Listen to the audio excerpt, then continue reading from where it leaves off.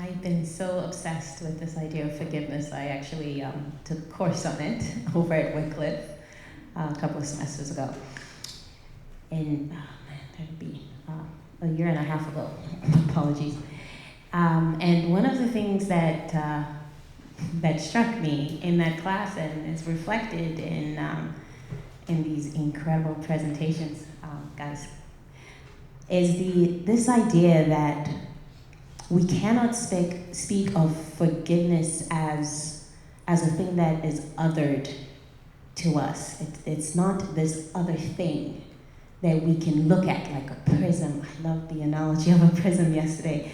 That we could look at and have different perspectives on, but it's outside of us. As soon as we speak of forgiveness, we almost find ourselves inside of it and embodying it in the different ways in which we do our earth journey and our faith journey.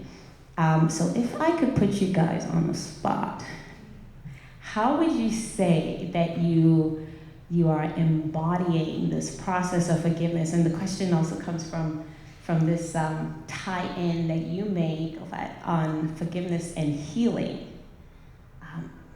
There's this dance that has to happen in your journey. But I'm wondering about you, Francis and Yacov.